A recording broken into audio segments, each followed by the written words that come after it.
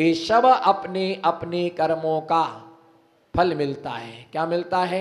ये सब अपने अपने कर्मों का इस जीव के लिए फल की प्राप्ति होती है। अपने अपने कर्मों का फल इसके लिए प्राप्त होता है ना। इसलिए ऐसे जीवों के लिए निश्चित रूप से ध्यान रख के चलना।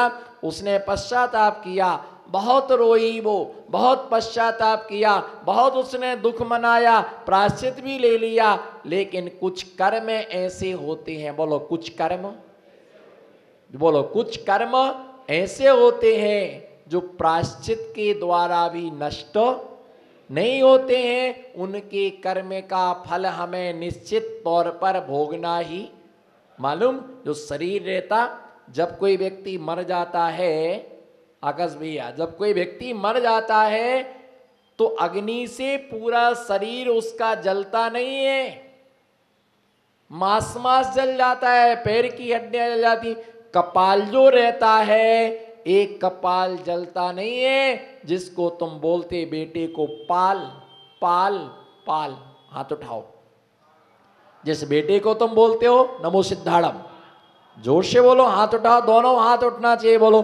जिस बेटे को तुम बोलते हो पाल पाल पाल, जोर से नमो सिद्धा। जिस बेटे को तुम बोलते हो पाल पाल, जिस बेटे को तुम बोलते हो पाल पाल, वही मरने के बाद मरघटा पर तुम्हारा फोड़ेगा कपाल। इसको कपाल बोलते हैं। डंडा लेकर के वो मार, जब वो जलता नहीं है तो उसको डंडा मारते हैं, और 5-6 जब डंडे मारते हैं तो एक खपड़िया क्या हो जाती है, फूट जाती है, इसके 2 टुकड़े हो जाते हैं। और टुकड़े टुकड़े करने के बाद में ये क्या होती है, जैसे शरीर का सारे अंग अग्नि से जलते नहीं है, कपाल जलता नहीं है, इसी प्रकार से सारे पाप भी प्रायश्चित से नष्ट नहीं होते हैं। कुछ कर्म निधत्ती और निकाचित रूप से परिणमित होकर के वो अपने कर्म का फल हमें क्या करते हैं, वो अपने कर्म का हमें फल, अपने कर्म का फल हमारे लिए प्रदान करते हैं, अपने कर्म का फल मुझे देते हैं। जैसे ही उन्होंने क्या किया, प्रायश्चित ले लिया, फिर भी वो कर्म नहीं कटा, उसके बाद में समाधि मण करके स्वर्ग में देवी हुई, वहां से चित होकर के द्रौपदी की पर्याय में आई। उसके बाद उसने अर्जुन का चयन किया, अर्जुन के गले में वरमाला डाल रही थी।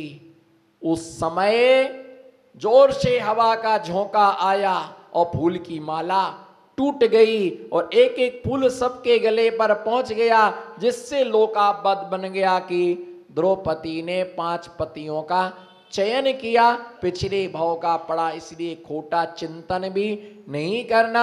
ऐसी आरंभ मिथ्यात राग देश, इनसे दुष्श्रुति होती है, खोटे कर्म का बंध होता है, महापाप कर्म का बंध होता है। आगे आचार्य महाराज प्रमादचर्या विषय नामक जो अनर्थ दंड है उसके विषय में बतलाते हैं। स्वामी ने रत्न कर्ण श्राप का 4 महान ग्रंथ के अंदर प्रमादचर्या के विषय में बतलाया था कि संसारी जीव प्रमाद के द्वारा महान पाप का संचय करता है। प्रमाद युक्त चर्या से युक्त होकर के 5 पापों का आश्रय लेता है, हिंसा, झूठ, चोरी, कुशील और परिग्रह। और इन 5 पापों के कारण से अनंत प्रकार के दुखों का इस संसार में फल भोगता है। पाप का फल हमेशा दुख के रूप में ही प्राप्त होता है। आचार्य उमा स्वामी महाराज तत्वार सूत्र में लिखते हैं, दुख मेम्बा। दुख मेम्बा का मतलब होता है कि पाप का फल हमेशा दुख रूप से ही प्राप्त होता है। पाप से कभी भी सुख और शांति की प्राप्ति नहीं होती है। संसार में ऐसे व्यक्ति होते हैं जो स्वयं पुण्य करते हैं और दूसरों से भी पुण्य कराते हैं। दूसरा व्यक्ति वह होता है कि स्वयं भी पाप करता है, दूसरे से भी निरंतर वह पाप कराता है।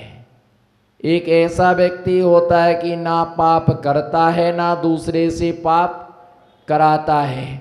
तीसरा एक व्यक्ति होता है स्वयं भी पाप करता, दूसरे से भी पाप का संचय कराता है। घर गृहस्थी में रहने वाला व्यक्ति पाप से बच नहीं सकता है। घर के लिए कहा जाए कि पाप का स्थान है, जिनालय के लिए पुण्य का स्थान कहा जाता है, धर्म का स्थान कहा जाता है, घर के लिए पाप का स्थान कहा जाता है। घर में रहने वाला व्यक्ति पाप कर्म से बच नहीं सकता है। जैसे काजल की कोठरी में, बोलो काजल की कोठरी में कितनों सयानो जाए पर दाग लागे बच नहीं सके।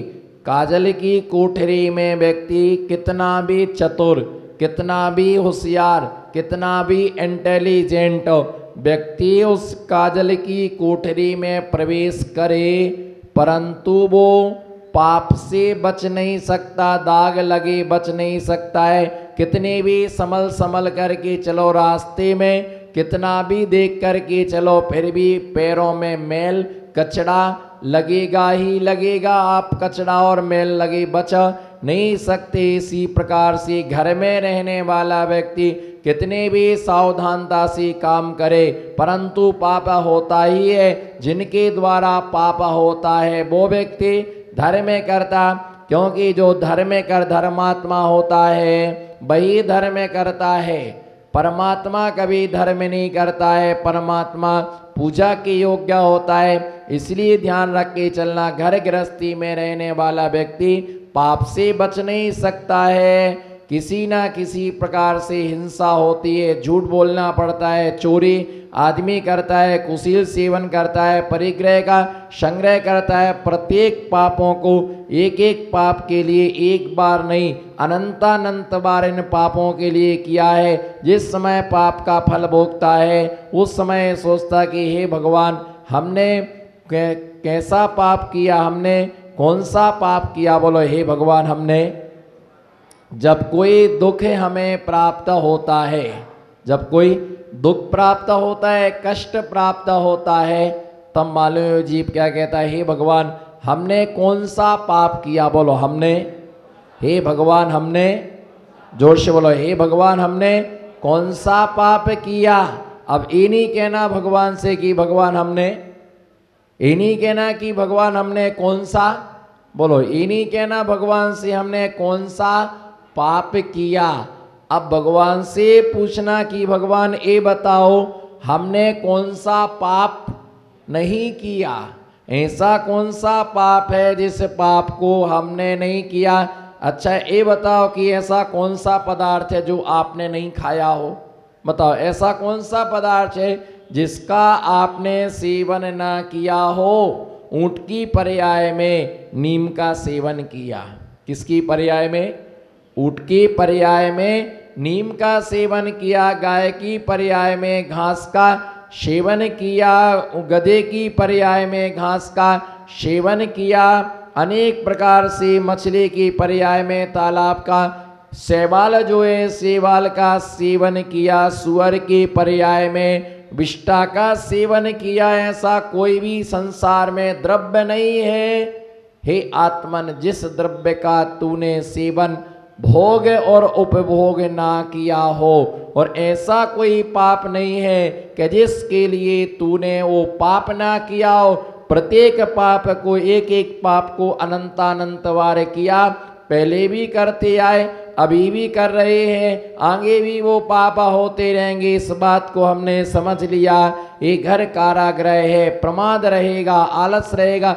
घर में रहेंगी तो काम किए बिना काम चलेगा, बोलो घर में रहेंगे तो काम किए बिना काम चलेगा नहीं, काम तो करना ही पड़ेगा। और प्रमाद पूर्वक हम पड़े हुए हैं। जैसे प्रमाद क्या है, अगर देखा जाए सप्त विष्णु में जुआ खेलते कि नहीं खेलते, बोलो जुआ खेलते हो, जुआ खेलते हो नहीं खेलते हो, जुआ खेलते हो। आप कहेंगे जुआ नहीं खेलते, जुआ खेलने का मतलब ये नहीं, यही तो प्रमाद है।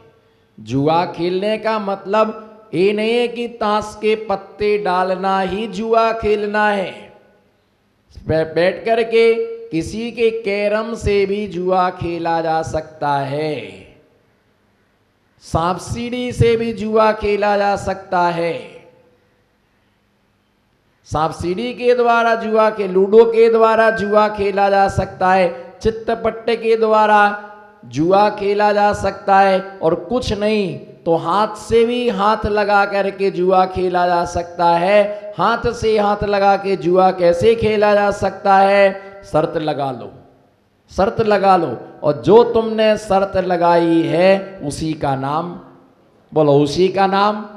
जो तुमने 5-5 रुपए की शर्त लगाई, शर्त लगा लो, महाराज जी का हार इनके घर पर होगा, 5-5 रुपए की शर्त लगाओ, पक्का है इनके घर पर हार होगा, है ना। आज महाराज ऐसा बोलेंगे, आज महाराज ये कहेंगे, ऐसा होगा। शर्त लगाना तुम्हारा है किसी भी कार्य में, शर्त हार, जहां पर हार और जीत का खेल होता है उसका नाम क्या है?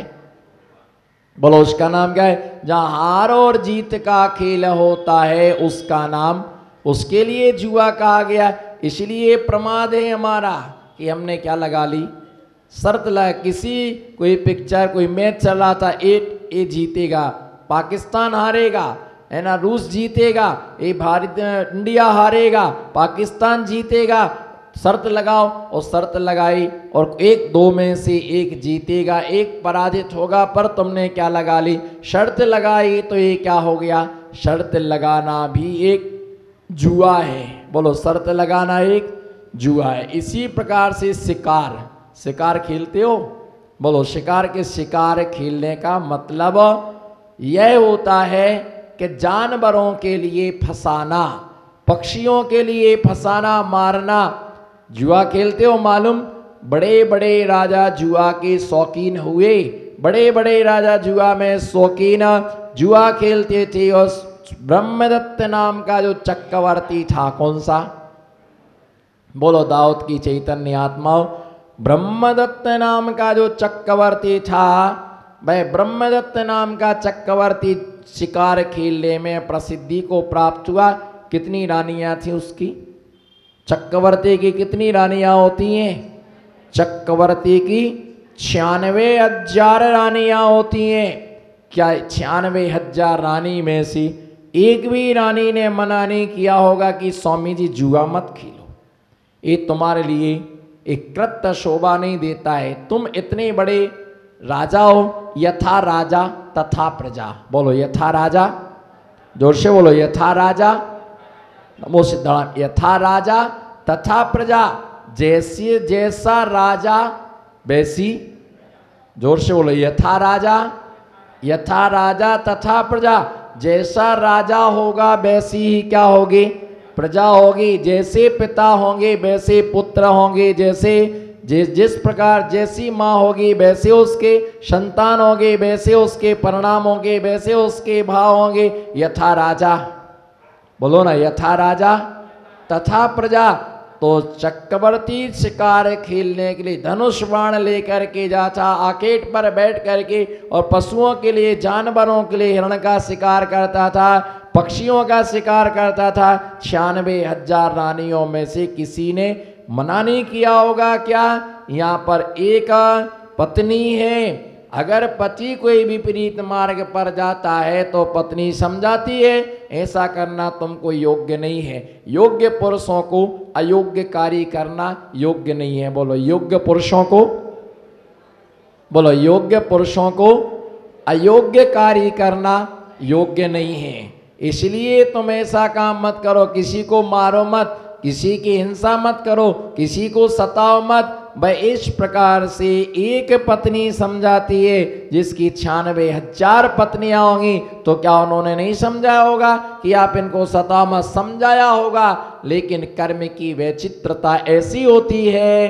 काले कपड़े पर किसी भी प्रकार का रंग नहीं चढ़ता है। बोलो काले कपड़े पर, बोलो गोरी गोरी आत्माओं, काले कपड़े पर, काले कपड़े पर किसी भी प्रकार का कोई भी रंग नहीं चढ़ता है। इसी प्रकार से दिल, जिसका दिल वज्र का है, उसके ऊपर दिगंबर महामुनियों की वाणी का कोई प्रभाव।